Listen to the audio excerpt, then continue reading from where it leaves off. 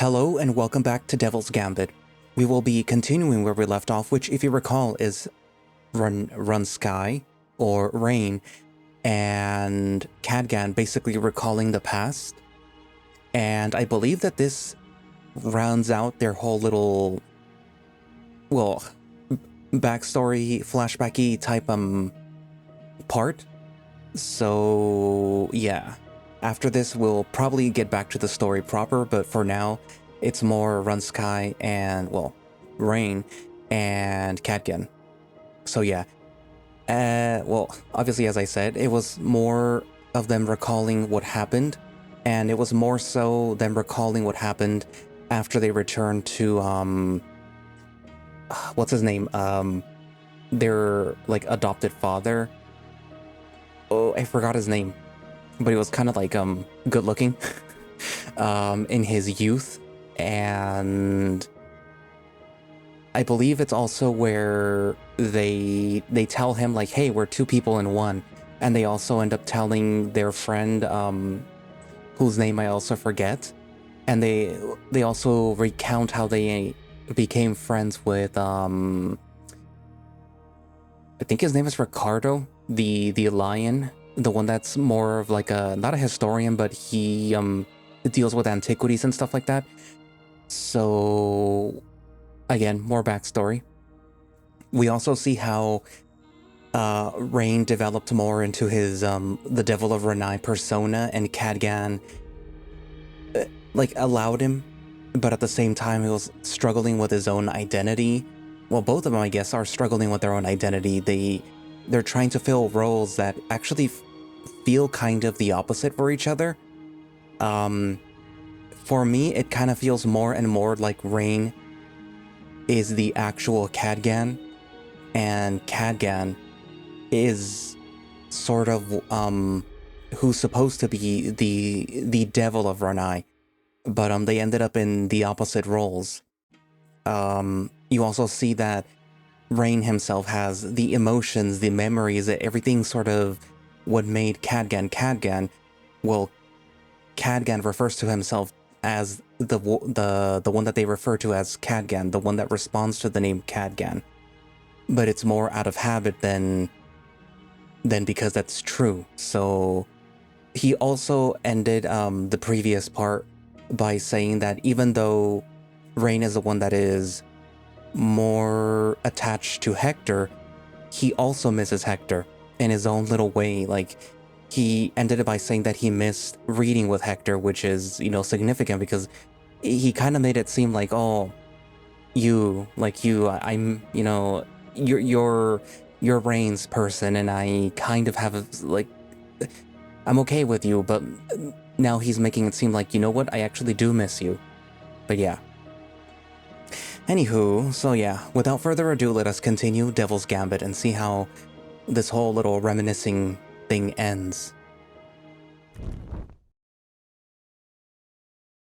Cold. A white sheet, soft yet cutting as knife, covers Renai every winter. Oh, I'd like to point out, you now get to see who's talking, so right now it's Rain. You can see by the bottom right. And then Cadgan appears on the bottom left. Cadgan said no stove, no warmth. So even though he finally owns that shack that he worked so hard for, this year we sleep at Teacher's Shrine for as long as it rains white. Teacher's bones become more visible by the year, but he remains strong, and despite the cold, the place is well kept, although during the day I have the chance to notice moss under the hanging frogs. It begins when we go to sleep. Cadgan lies on the bed that Teacher prepared for him, not too far away from the fire, and closes his eyes. Silence, except for the flames crackling. Eventually, Teacher's snores join the fire. Both of them fade away little by little, and then there is a perfect darkness. But in the dark I see a light. It is but a single star in a pitch-black sky, but it draws me in, so I swim to it. And surely the light grows into the size of the raining white, then a fire fruit, then an ocean. I fall in. And find myself face to face with the me that breathes. Cadgan is as surprised as I am. He touches his face, trying to confirm his corporeality. Then he touches mine and finds me to be as solid as he is. Neither of us get to say what we're thinking before two voices ring out. We're in the middle of a nice forest, yet the trees tower over us like they did when we were children. In the middle of the forest is Renai's church. A young wolf sits by the steps, chipping away at a block of wood. An older wolf peeks out from inside the building to ask about the preparations. The young one leaves the unfinished piece of wood on the steps and runs inside. The world turns around us. Trees are washed away by the wind. The church breaks down into splintered wood and crumbled rock. We alone are untouched as everything is swept away, but after the blink of an eye, we are presented with another sight. The young wolf now sits down by the river. He's talking to someone, though I struggle to make sense of their words. They close their eyes and dip their hands in the water, feeling around for something. Every once in a while, the little wolf that sat at the steps go, "Aha," and takes a small stone out of the river. This keeps going until a wind blows and small, white pellets fall from the sky.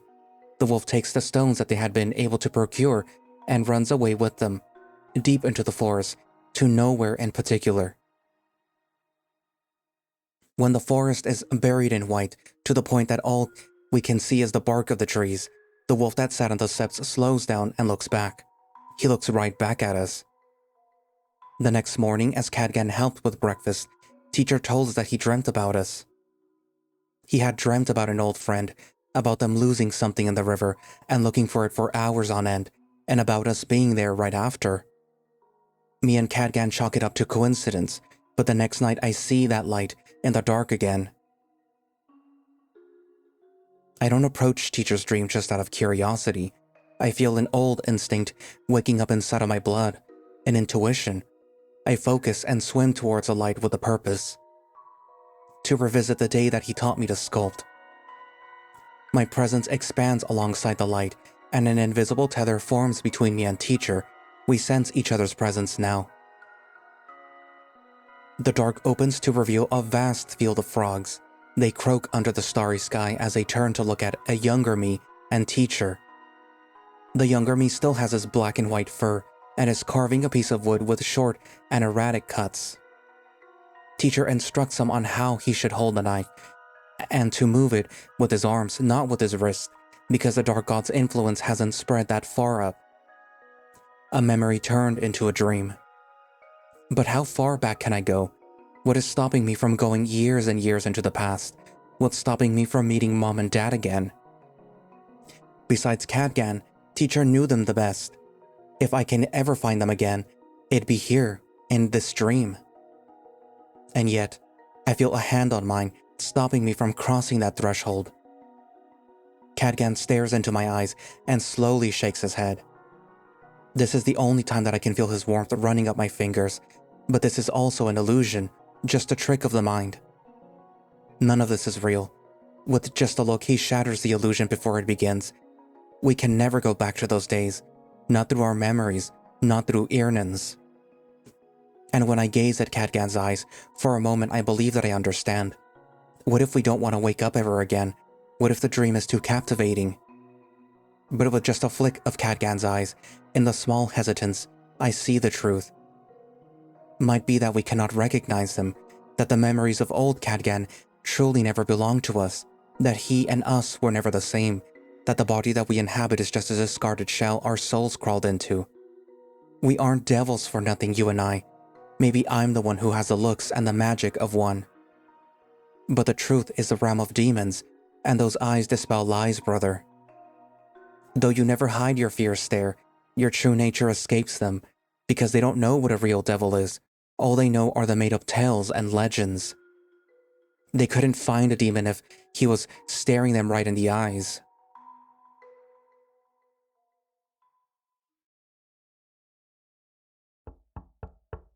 Coming. I opened the door and I blinked when I saw a lion was waiting on the other side. The fur on my back stood on end, and Rain's claws hovered next to either side of my head, ready to pounce at any second. But then the lion coughed and pushed forward a large box that I hadn't noticed until then. I also realized that there was a carriage behind him. A wolf with great fur was chewing on some berries and watching from the coachman's seat. What is the meaning of this? Starting today, he will be the settlement's peacekeeper, so has his grace decreed it. He pointed at the crate. This is your armor. The Duke expects you will need it. What? Why? That's all he said. Keep things quiet and we won't need to step in, understood? I continued pressing him for questions, but he simply ignored them and got in the carriage. I closed the door and looked at the box. Rain spoke in my ear. What the hell is this? Is Leopoldino mocking us, pretending that we'll do his bidding? I don't know. Why now? You tell me. It does sound like he expects something to happen soon. Inside the box was a blue armor that I'd go on to wear for a good part of the following year. For the time being, though, we just took a look before putting the lid back on and going outside. This peacekeeper business gave me a bad feeling. We needed to investigate what was happening. Back then, the Baron was still a collection of desolate land and small shacks far apart from each other. However, that day there was a group of wolves walking around with a large parchment and shovels. The oldest of the group was pointing here and there as the others dug spots to insert wooden poles into the soil. One of the local wolves shouted at a well-dressed lion in front of his shack. The lion produced from his pocket a small bag that jingled as it moved, which almost like a spell quickly calmed the other man down. And well, there were a bunch of guards walking around. They were staring at me, probably just because of my size, but just in case, I did my best to not make eye contact and beelined to Ricardo's house. Neither of us liked this one bit. Rain was floating in circles around me, clenching and opening his hands, his gaze stuck in a glare forward. Slowly but surely, he was inching closer to me. I took a deep breath and knocked on Ricardo's door. Cadgan? One moment. Speak of the devil. I was thinking of looking for you. Why? What's happening? This morning one of the Duke's guards showed up at my place, told me that I am now the peacekeeper and gave me this armor. And now... I gestured at my surroundings. I see. Let me get to the point, Cadgan. Last night, I learned that Leopoldino died. He's dead? The lion nodded. I'd rather not talk about it this here. My kin might not take too kindly to it. Right, should we go to the forest? We don't need that much secrecy, just, fewer lions. Our usual place will do. So, do you know how it happened? Illness, apparently. According to his doctor, he'd long been struggling with an imbalance in his flesh, and it finally caught up to him. Mighty suspicious story, if you ask me, especially considering how quickly his son took the reins and began running this show. He's planning to turn the Baron into a whole housing district. I don't know what's his goal, but it must be big because there is talk of bringing dozens and dozens of lions into town. And apparently he's not counting on the wolves being happy about it. Do you suspect the same thing I do? My shoulders rose as I took a deep breath and closed my eyes. I came face to face with Rain. He had an expression that I'd seen him practice in front of a mirror for hours in the years since his body began changing. It was Runskai's face. His words, his mannerisms, the confidence in his grin, everything he had been practicing in case this day came. And indeed, it had arrived. You know what he means, brother. An upstart duke gathering lions and getting ready for trouble with the wolves.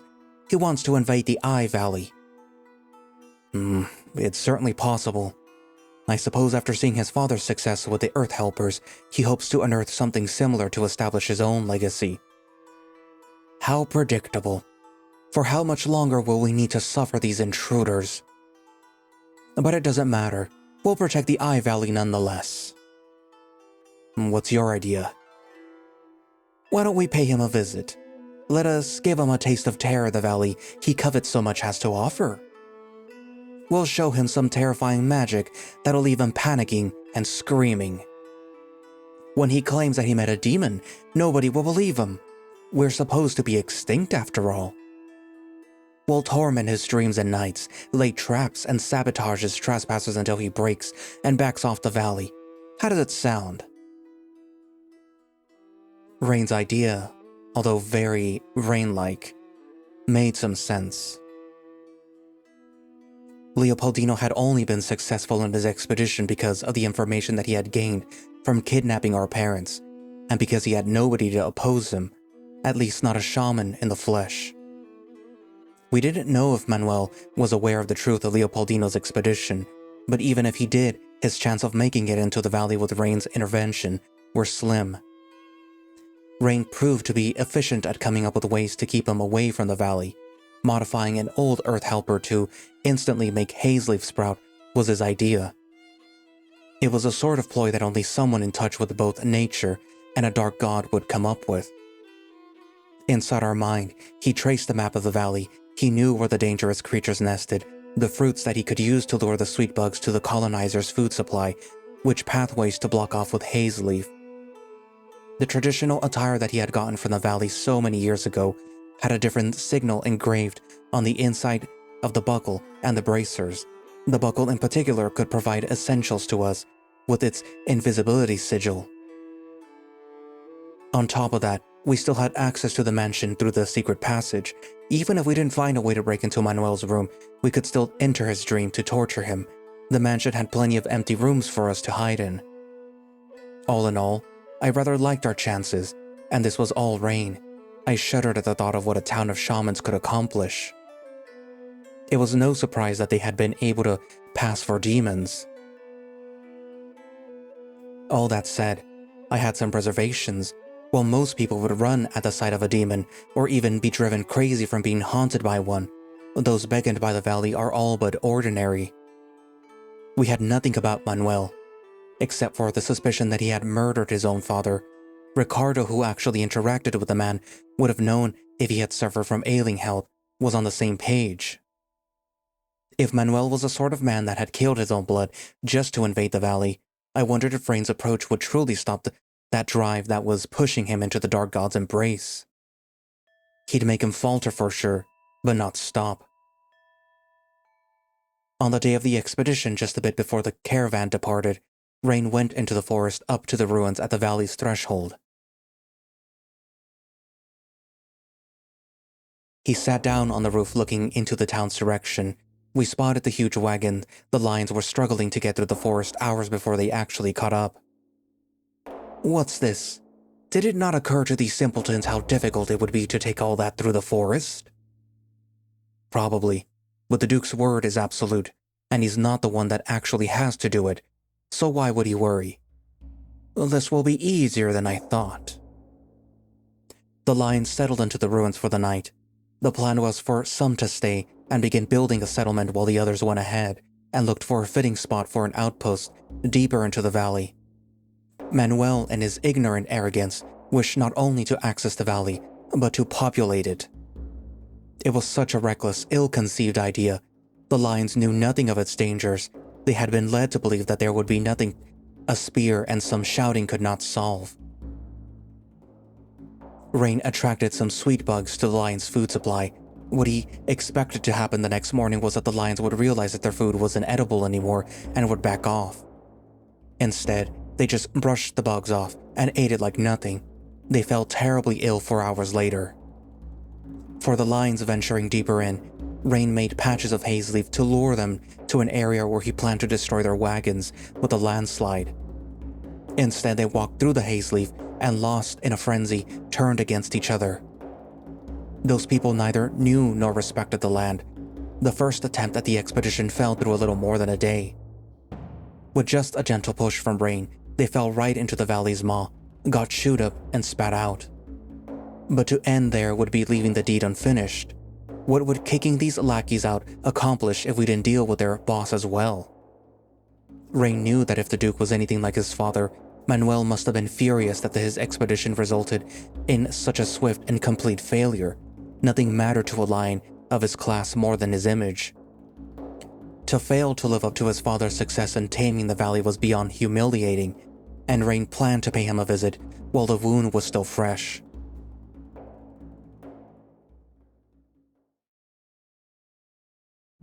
Somewhere in the forest, not too far away from the river, a Salador lies in wait. Although Ranai's forest will move its arms and fingers to cut intruders, to give a warning that they are not welcome, I now realize that there are parts that never change. The trunks and branches around me, they feel familiar. Do you still remember, Hector? We snuck out at night and visited the river. Why were you crying back then? Was it something that I did? But you didn't seem sad. In your eyes, all I could see was my own reflection. Did you perhaps wish that that moment would last forever? To never let go of each other? If only. But for now, I must be run sky. Tonight I hunt. The cellar door is here, forgotten and indistinguishable from the earth. I find its rim and pry it open. There is a creak alongside a sound like falling sand as the soil slides off. Cadgan watches. His face is cold tonight and doesn't let anything show through, almost like a stone mask. But I know that deep down he's scared. I am too, perhaps even more so. But it's not just. In me, another emotion bobbles up closer and closer to the surface. It has not made itself known just yet, but I can sense it coming. It's in my flared-up nostrils, the force with which I grip the gate. We descend into an all-too-familiar tunnel. Even though it's so dark and damp, for a moment it's like stepping back into our childhood. On the floor, I see the tiniest of glitters. Gems, golden trinkets, coins litter the end of the tunnel. Ah, I completely forgot about you stealing from the Duke. It sure brings back memories. Indeed. I can already hear the fishes swimming in Caddy's head as he tries to find a use for all this. As for me, I ascend the ladder that feels far too small. For the first time in years, the portrait of the sad-eyed lioness opens. The halls of the mansion are frozen in time, exactly as they were back in the day. No tin men in sight.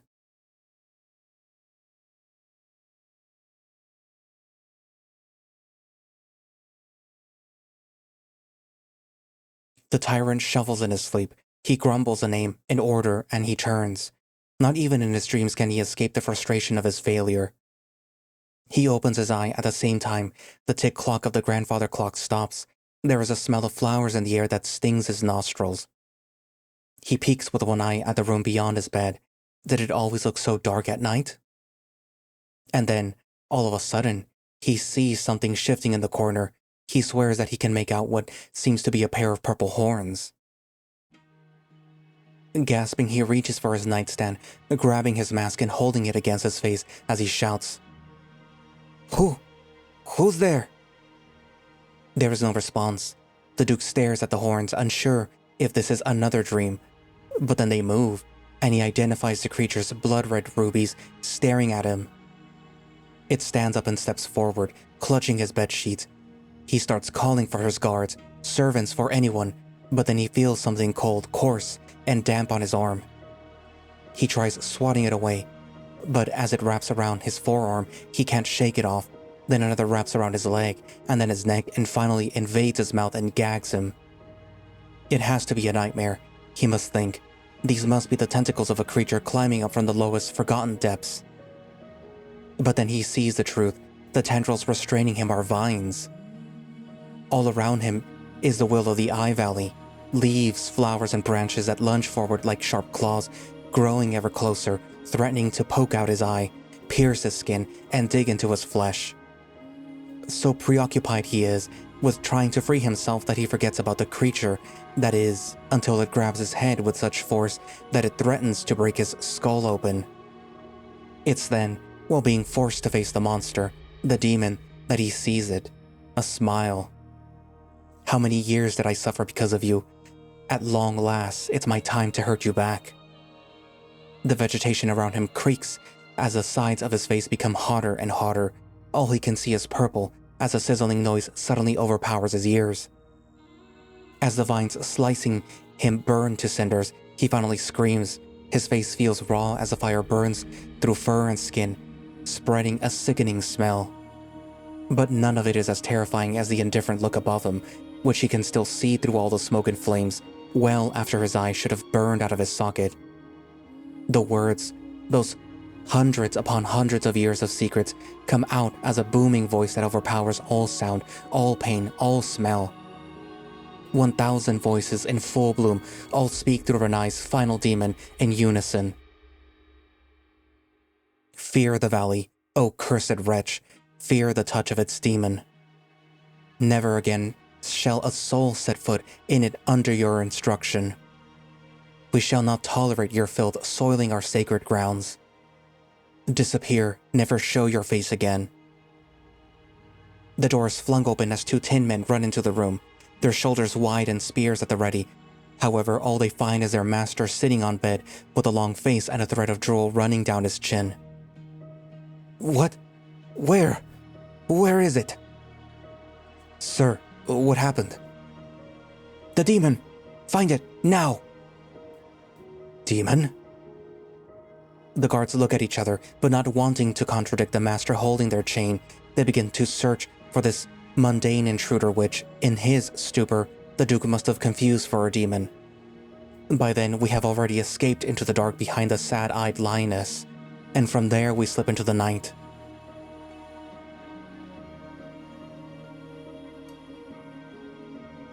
The rumors of Manuel's newfound demon obsession spread like a pox, passed down by the new wave of Lion's workers, who become regulars in the bars near the Baron. But the Duke didn't give up. Just a few weeks later, he put together a new team of Lions and ventured into the valley again. Once more, we put a swift stop to that. By the 3rd attempt, the tales of the Eye Valley demon, the horrible disease and injury the colonizers suffered, and the frenzy that infected them had spread far enough that only the desperate answered the Duke's call.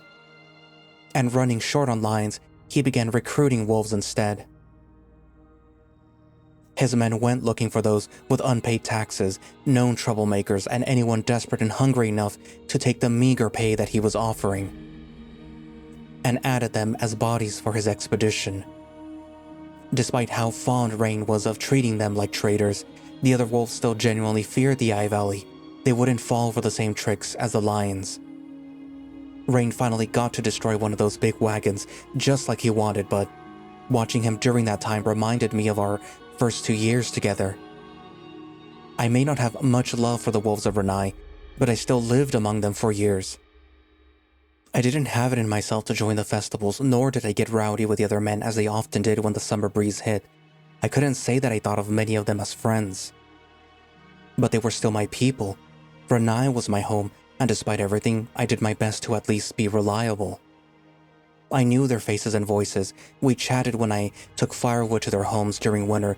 I followed their struggles, unexpected pregnancies, neighborly disputes, childbirth, aging elders, deaths, and grieving. I didn't participate in the Great Lake Games, and I didn't play in the stands for the Haze Leaf Burning Festival, but I enjoyed watching the competition and the dance nonetheless. Seeing Rain treat them no different from the Lions, feeling his smile on her face every time that he came up with a new idea to use against them, I remembered the schism between us when we were younger. Like he was something strange that didn't belong in me. It made me see how different we had grown in these 8 years, me trying to fill someone else's pants with anger and regret as company. And Rain, who had reinvented himself, yet now more than ever was a slave of the festering fear and hatred that I had saddled him with. It didn't matter how much Rain tortured the Duke or how often he was sabotaging the expeditions, Manuel wouldn't give up. When the Lions pouring into town were reduced to an infrequent trickle, he continued forcing wolves to join the expedition. When they got injured, he opened the hospital. When the hospital got overwhelmed, he began hiring doctors from all over the region. It was easier to find the physicians willing to handle the inscrutable diseases of Renai and treat the injured than to find anyone willing to go into the Eye Valley. A deep desire for some truth we weren't privy to drove him into madness, yes, but not the kind that we had hoped for. His madness was single-minded and resolute. Maybe the strategy would eventually work, but I questioned if it was worth the cost, which just kept rising with time. But no matter how I moved the pieces in search of alternatives, how many times I thought it over, I couldn't find any scenario that assured the valley's safety. Not without a steep cost for us, but especially for Rain. So, in the end, I just protected the town in the few ways that I was afforded.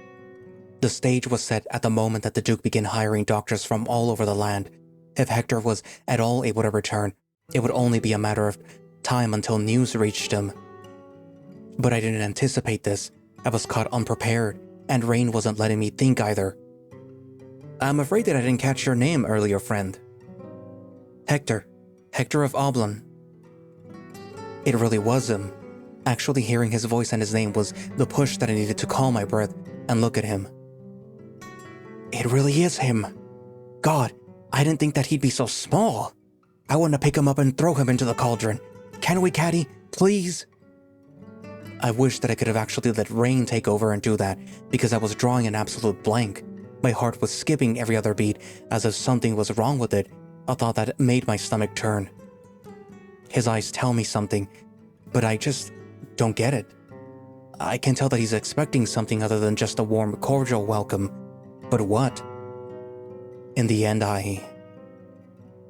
well, that's a face that I haven't seen in a long time. I didn't say anything out of the ordinary.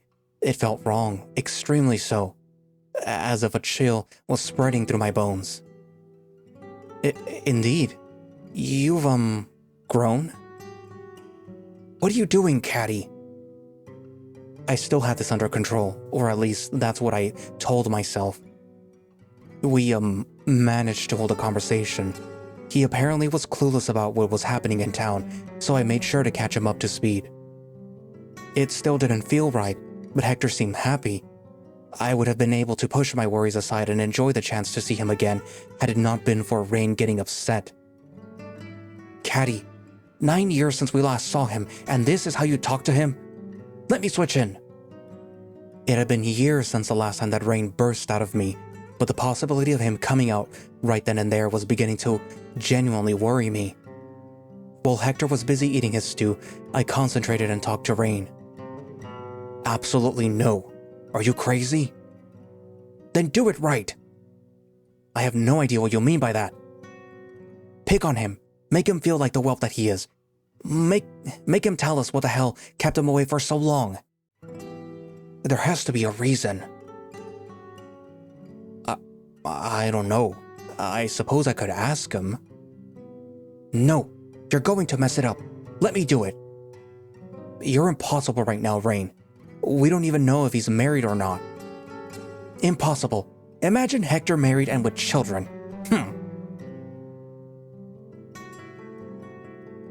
You don't think that he might have kids, do you? It's not possible. I can't imagine him like that. Oh, but if Eogun forced him to, that damn badger and his stupid mustache. I realized too late that that wasn't the best thing to say, but then Hector talked to me, so I had to turn my attention to him, leaving Rain to mumble to himself about the badger's marital status. What did you mean earlier by the town changing? Do you not know what's happening? I figured that something bad had happened, but the job description was very vague. It just said that the Duke was summoning many doctors here. Rain stopped mumbling. Something was on his mind, but he kept it to himself. I just know that he was considering telling the truth, everything about us, the Dark God, right then and there. But he knew that I wouldn't do that.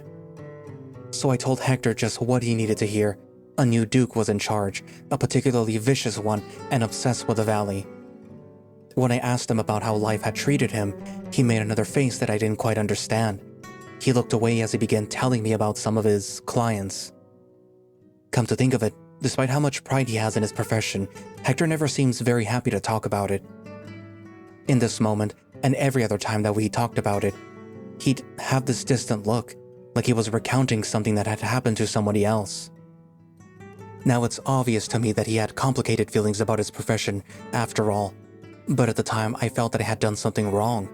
Perhaps Rain was right, and I wasn't handling the conversation as well as I thought. Still, I tried to respond with what sounded the most natural to me. You're very skilled from the sound of it. Had you been born a line, you'd be in their capital, working for the nobles and whatnot.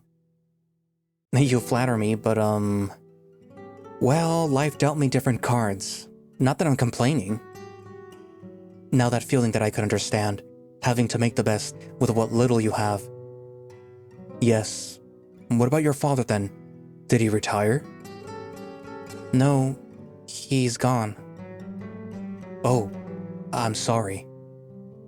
I looked at Rain for help, but he seemed to be weighing his words too. It happened a long time ago, so it doesn't bother me anymore. Hey, how is... What was her name? Something with a T? Teresa? She's doing well. She's expecting. Yes, her, is it her first child? Third. She had twins. Both troublemakers like her mother. Don't tell her that I said that. Cadgan, if you're not going to ask him if he's married, then at least ask him if he has children. I'm not asking anymore. Which reminds me, what about you, Hector? What? Children. Do you have any? No. I have too much work to meet with anybody, let alone think about children. Even if I had time, I don't know if I want any. Good. We should give him some. I didn't respond to that, instead just taking another gulp of my drink, wishing that I'd knock me out and spare me the headache starting to boil in my brain. I see. 9 years ago, Hector was as transparent as clear water, and now it isn't much better. It's so easy to see what he's thinking. This conversation was all that I needed to know that he still reciprocated Rain's feelings. I'm sure Rain noticed immediately, and that was part of why he was so excited. When I touched his shoulder that day, just before we parted ways, the way that he froze up said everything. I was glad to have him back, seeing that he was still so close to me, as if we hadn't spent time apart all these years. So comforting. But I wasn't sure if that emotion was strong enough to call it love. It's such a shame that you're such a stick in the mud. If he was so tired, we should have carried him upstairs in our arms. He has legs for a reason. Let him use them. Come on. Didn't you see his face? How shocked he was at how big and strong you've become. He was begging us to show off. I would have crumbled him into a ball without breaking a sweat. Hehehe, I can't wait to see how he reacts to my appearance. Do you think that he'll be even more into me? I'm sure that I'll scare him at first, but being scared never was that big of a deal for him. If anything, I bet he'd like it. Rain, do you really think that would be a good idea? Telling Hector about you? What do you mean? It would be absurd not to introduce us now that he's back. We let Teresa into the secret and it was fine, right? Sure, Hector is kind of an open book, but he'll keep those pretty little lips of his shut if I just say the right words. That's not it. Will you really drag him into this? If you get discovered or captured, or worse, what do you think he'll do? But if that happens, you'll be gone too. Yes, but at least he won't do anything drastic. He's already lived the last 9 years without us. Maybe so. But he still loves us. Rain sighed and crossed his arms, looking up at the sky. At least when this is all over, let me talk to him. We were more than a year into this plan, but there was no end in sight for the expeditions. Hector, despite having nothing to do with the Duke or the Eye, shifted the tides with his presence. And I didn't think that it had necessarily been in our favor. It needed Rain focused if we were to kick Manuel out of the valley. Not to mention, I had to account for Hector's safety now, on top of Dad, Ricardo, and Teresa's. It was a choice that I had to make, not one that I wanted. There was nothing that I wanted more for Hector and Rain to reunite properly. Not just for Rain's sake, but for my own. Hector is easy to read, but he's perceptive when he wants to be. So, how did the meeting with the Duke go? Hector seemed to focus on admiring the sight to process the question. I didn't mind him staring, but I wondered if he really liked what he was seeing. He enjoyed my body, sure. He wasn't the only one. I'm pretty sure one of the reasons some wolves got so pushy about me joining the Great Lake Games was just because they were hoping to invite me to an orgy after the competition. Not that I couldn't have gotten close to the amphitheater without the runes on the stones glowing bright purple, even if I had any desire to go. But Hector's gaze was strange. He wasn't looking at me, but through me, right past me, and he couldn't help but compare it to the present. I didn't need Rain to tell me I did something strange. The perplexed expression that shone up in Hector's face every once in a while clued me in. But I couldn't help it. I was Cadgan, so I could never be Rain. It was better to be myself than to try to deceive Hector. Not only because I didn't want to, but because he would have seen right through me. I'm sure that he rationalized my differences from Rain in dozens of ways, but that doesn't change that he caught on to them. Rain was right. Hector would have recognized him no matter how he looked. If not for impersonating him with the whole wolf demon act first, with all those illusions of burning hands and disappearing doors, Hector would have probably realized the truth at once. Is that such a good thing? I still don't know. Hector? Hector? I'm sorry, what did you say? Got your head in the clouds? I was just thinking about work. What a coincidence, I said. How did the meeting with the Duke go? The conversation about the Duke inevitably went to his belief in Renai's demons, and from there to me recounting a time Rain almost got spotted contaminating the colonizers' food supply with sweet bugs. Rain was giggling into my ear the whole time, proud of his work. Meanwhile, I was just realizing all of that had already happened a year ago. It felt strange, a full year since we had become a shaman, not just in being, but in duty. And then he giggled even more when I invited Hector to the river. Ooh, you gonna put up a show for him? Not really, I just want to wash my clothes. I really wasn't planning to do anything extraordinary, but I didn't mind it if Hector would like the sight either. When he kneeled down to check out my armor, and then I walked next to him, I could easily see what he was thinking. Teasing him then, pointing out how obvious he was being, the idea did occur to me. But even though I knew that's what he wanted, even though Rain encouraged me to do it, I couldn't. I told myself that I didn't want to get involved. I didn't want to tie Hector down to Renai.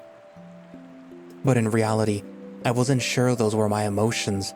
I was afraid of discovering how I really felt, or even worse, that I didn't feel anything at all. That I had given up my love alongside everything else.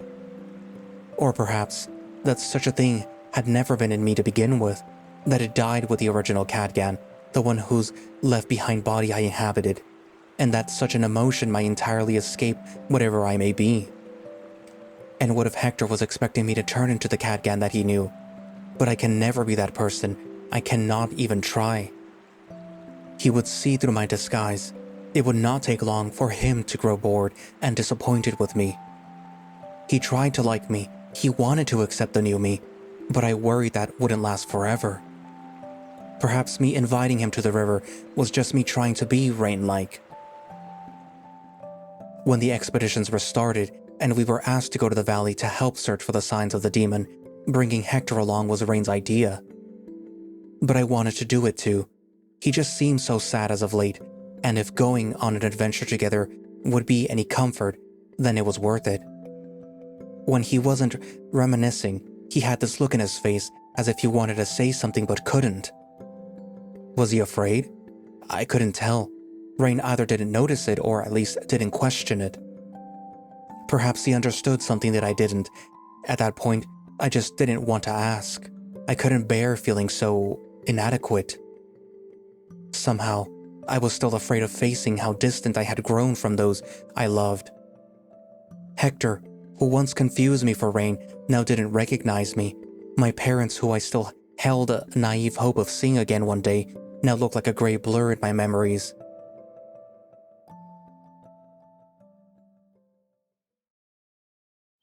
You seem troubled, brother. I huffed, throwing the wood aside before putting another log in the stump to cut it. Hector was still too busy with the injured from the last expedition, so he wasn't around that afternoon. Still, my eyes searched for him every once in a while. I pictured him with that obvious smile as he watched me work. I don't know how you aren't. You've been surprisingly patient about talking to Hector lately. I do want to talk to him as soon as possible, but you're right. I need to focus on kicking out that wretch of a Duke. The faster that I do it, the faster that I can see Hector. I'm only able to wait because you've been keeping him happy in the meantime. I wouldn't be so sure. You used to complain that I did everything wrong, so why the change of mind? I only complained because you were making him do sad faces. But you know, he looks so sad so often that I'm not sure that it's about you anymore. If anything, he looks happier every time he sees you. He likes you more than you think. What are you planning to do on the night of the leaf-burning festival? I feel like he's going to make a move on you then. I don't know. I'm still worried about giving him reasons to stay here. Why? First you say you don't want me to meet him, and now this. What would be so bad about him wanting to stay in Renai? Besides, Cadgan, his father is dead, and you saw how dependent Hector was on him. Does he even have much of a world outside of Renai? It sounds like you just want him to be as obsessed with you as you are with him. Yes, so? I'm still right. I suppose whether I like it or not, merely being here is already a reason for him to stay. Right. So watch what you do when he approaches you. I'll get mad if you say something dumb. I'll help you come up with some pickup lines if you want. No, thank you. It'll sound forced if I use something that you gave me. That's just because you don't practice them. So lazy, he said, floating on his back as I split another log in one clean cut. I grabbed the next and placed it on the stump.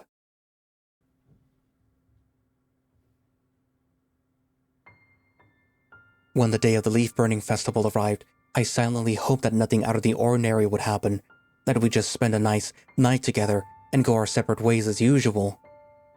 Your smile back then was heartbreaking. I so wanted to make it last, but in the end I couldn't do it. In the end, I just couldn't find a world where we loved each other. These feelings that you were offering me, no matter how hard you tried to accept how I changed, were still meant for Rain. I couldn't deceive you, yet I couldn't bring myself to tell you the truth. So That night, after we parted ways, I ran back home and slammed the door behind me. What did you do? Go back! Go back! Cadgan, go back now! Go back now! Cadgan, go back now! Rain's voice crystallized into a sharp, skull-splitting headache. I felt his claws break through the skin and bone as he crawled his way out of his depths. He emerged with a desperate howl, a cry for the promise that I had broken in his stead, but also a proclamation that he was still there. He would not be ignored nor forgotten. That strength that I felt back then. I wonder if Hector even realized what he did for you, Rain. Being told that you are wanted, loved. Maybe that really is all one needs. Had he not said a thing, would there still be a Rain? Would you have simply vanished eventually? Maybe not. But to you, that was a lifeline, one you still cling on to, and that I destroyed that night. So, how you howled in grief, not only for Hector, but for yourself, because I denied you. My doubts, my insecurity, they erased you. Who can blame you for fighting back? You always said Hector would recognize you no matter what. Not only did you seek to recreate that bond that I broke with Hector, but also to prove that single fundamental truth. You donned the mask that is Runsky, counting on Hector to notice you underneath it. I'm sorry, Rain, that I ran away back then. Had I been willing to confront my feelings, maybe I would have found a better way. I resented Hector at times for clinging so much to the old Cadgan, for reminding me of everything that I had lost. But I've been doing the same, haven't I? I've turned Cadgan into a cage, locked us inside and thrown away the key. For 9 years I have pretended to be someone that I am not. You're still locked into that dark cell even now. But no more. It's time, Rain. Let us get out, at long last. Let us confront the darkness so that we can feel the sunshine on us, the wind running between our ears once more. I won't turn my eyes away from the truth any longer. I am.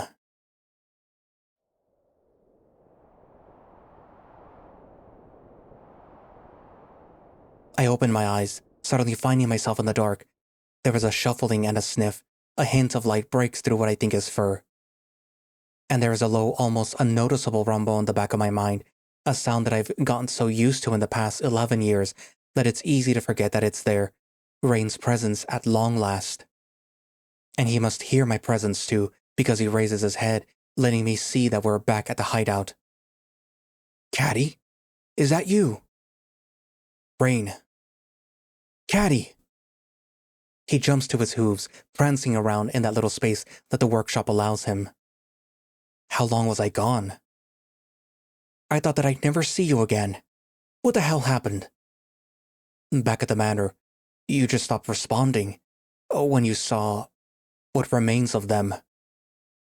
I had to do something, so I took back a part of your burden. Caddy. I'm sorry. I know that I promised that I wouldn't, but... He sits down on the floor, crossing his legs. Never mind that.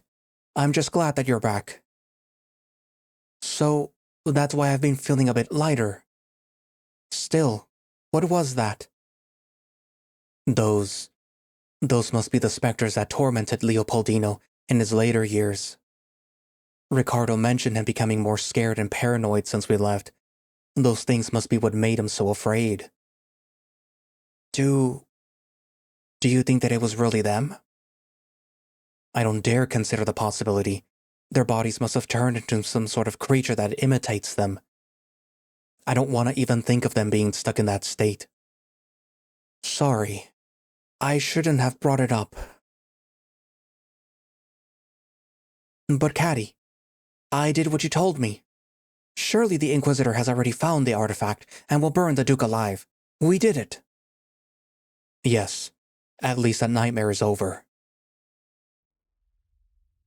My attention drifts off to Rain's left hand. At that moment, he raises his hand, turning it around as he inspects it. He just stares at it for a moment. What's wrong? Nothing. Just our arm feels a little numb, like I slept on it. So, what now?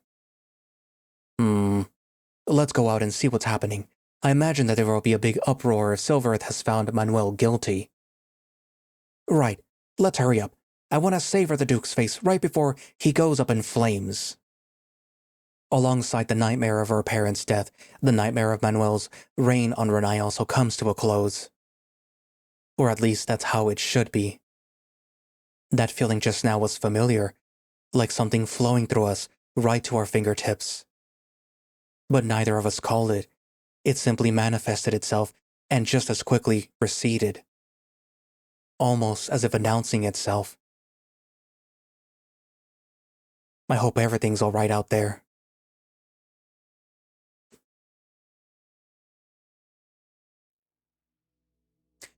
So, this is the end of the reminiscing portion for Cadgan and Rain. I want to say that the little feeling that Rain probably felt was probably him now missing something that Cadgan took back, which would be like the whole having to deal with what happened at the mansion, which created them both. Which, if you ask me, maybe means that he might disappear. He's saying that it felt like his hand was numb.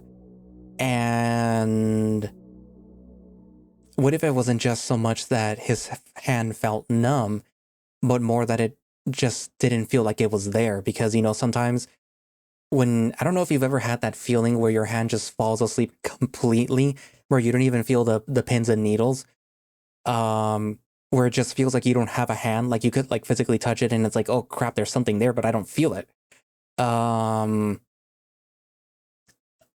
Like maybe that's what it is. Maybe the more that Cadgan takes back into himself, the less there will be of Rain, because Rain was birthed when Cadgan decided to sort of remove the memories and the feelings of what happened to him when he was injected with the essence of the valley, when he ended up experiencing all the other people that were mutating and turning into creatures of the valley.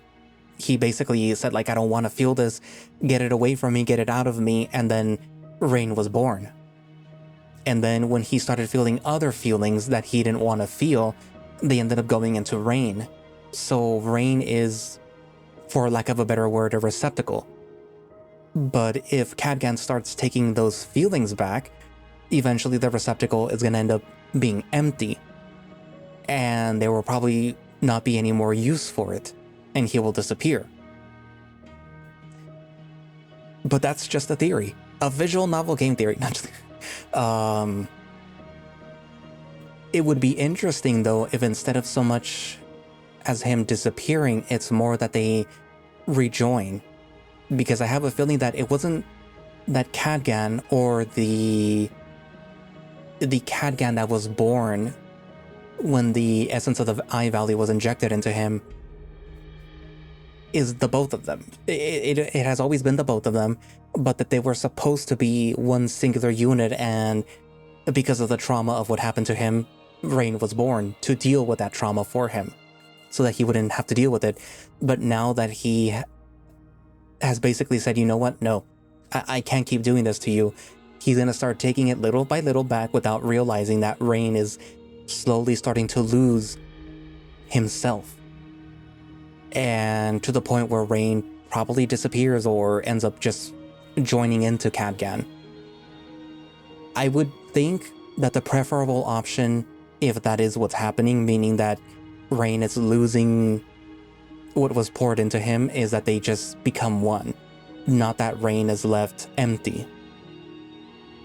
Because then I feel like that would be like a fate worse than death, to just be nothing. But yeah. Anywho, also we got to see that Cadgan does have some attachment to Hector. And if you recall, that was sort of his reason why he explained to Hector later on in Hector's, I guess, portion of the story, where he's explaining to him that the reason why he hadn't that he has been so cold and distant, which we now realize is technically true, where Cadgan just didn't know how to approach Hector because he doesn't feel the same that he felt for Hector that Rain feels for Hector. But even then, as he's just becoming more acquainted with the guy again, it's sort of like the feelings that I think I feel for you, I don't know what they are. I don't know if I feel love for you, if I think of you as like a brother or what. Because again, the feelings that Hector cultivated for quote-unquote Cadgan were technically for Rain. They weren't really for the other Cadgan that looks like Cadgan. They were for the Cadgan that at that moment did not look like Rain, but eventually ended up turning into Rain. Which is very confusing, but like, suffice it to say, Hector and Rain bonded, and the few times that Hector talked with Cadgan sort of left something there. It might also be that the feeling was so strong that it was shared between the both of them or something like that. But I suppose that eventually we do see that Hector, no, not Hector, the Cadgan that is Cadgan, that refers to himself as Cadgan, that responds to Cadgan, which looks like Cadgan, eventually does allow himself to be with Hector and allows himself to be a bit more, like, say, like, hey, I like you, I think. Do you like me? And then, like, Hector's like, yeah, I do like you. I like you a lot. And then they, they do stuff. So it is weird for Hector when he eventually finds out that runs Kai is actually Rain, who is actually Hector, not Hector, who is actually the original Cadgan that he, well, not even the original Cadgan. He is one Cadgan that he was talking to when he was younger, when they were supposedly being studied for the whole cyclical lethargy thing. So Hector's like, what the fuck is going on here? What do you mean there's two of you, and like the one that looks like Cadgan is not actually the Cadgan that I was growing up with, but it's actually you, the guy who was pretending to be a devil apparently, who apparently can go into my mind and who's been very weird with me, I guess, or something. So like it's reasonable for Hector to have responded the way he did when Rain sort of like dropped the bombshell on him. But how is he going to respond now that like Cadgan is back? And Cadgan is like, yeah, okay, like I kind of like Hector too, so like unfortunately you can't have both because they're both sharing a body. I mean, you could have both, but like it kind of also seems like you're only going to end up with one. But you might end up with an amalgamation of both of them though, so like, yeah. Technically, Rain is just a receptacle. All the feelings that Cadgan's multiple held for you are right there. They're just gonna go into the body that looks like Cadgan would look after he got older and swole. It's so confusing, it's so weird. Anywho, so what are your thoughts? I know some people think that they're gonna be two separate entities, but like, they're sharing the same body. That, unless some shenanigans happen, it's gonna have to be one or the other. Who would you pick? I know a lot of people are gonna pick Rain, but like, realistically, if you could pick between this Cadgan who remembers you but doesn't really have the same feelings for you as the other one from when you were younger, but still sort of likes you, or would you pick Rain, who has all the feelings from when you were younger, and who's very randy and who like really likes you, but is technically demonic? Well, not really demonic, whose appearance has changed so much that he's very unrecognizable. So like, there's also that whole little duality where Cadgan is still there, but he looks like a demon, and then there's the Cadgan that looks like Cadgan, who doesn't really act like the Cadgan that you remember. So it's really funny. Anywho, and I'm also looking at Hector's design now. I'm actually realizing that the little dark brownish blackish fur that you see like on his chin and on the sides is supposed to be like facial fur. So that's like face fur, face hair. And now I can't unsee it. I thought it was just like his pattern, but now it's like, you could probably like cut that off and like, it'd just be like a white face. It's so funny. And then like Cadgan, like he has a goatee that like pokes out a little, but it's white. It's not black. Anyways, so yeah. So what are your thoughts? Write it down in the comments, and thank you all for watching / listening. If you'd like to play Devil's Gambit yourself, you can do so by... Excuse me. If you'd like to play Devil's Gambit yourself, you can do so by going down to the link in the description, which should have a direct link for the itch.io page where you can download and play the game yourself. If you would like to support the project, they do have a Patreon where you can subscribe and get earlier access to builds of Devil's Gambit as they're being released. And I believe that today, the next part should already be up. And by today, I mean March 1st or March 2nd. No, not March 2nd. The other day that was Friday. The last day of Friday. I forgot what it was already. But yeah, that part should already be available by the time that you see this on Patreon, not public, because they do still take a month. So a month from now, you'll be seeing the next part. So yeah, which will be like 2 weeks later after this comes up for public, the video. See, that's why you should subscribe to my channel and become a channel member where you get earlier access to these videos as they're being scheduled. So you get to watch this video probably by like March 2nd or the 3rd, instead of having to wait until the middle of March to watch it, huh? See? Plus it, supports me and it supports the channel and whatever.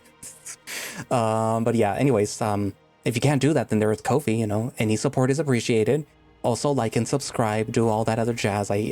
My God, that feels so weird saying that, like and subscribe. But do it. Do it. Also, I have a throne in case you're feeling overly generous. Anyways, so I guess that's it for now, and I will see you guys in the next video. Bye-bye.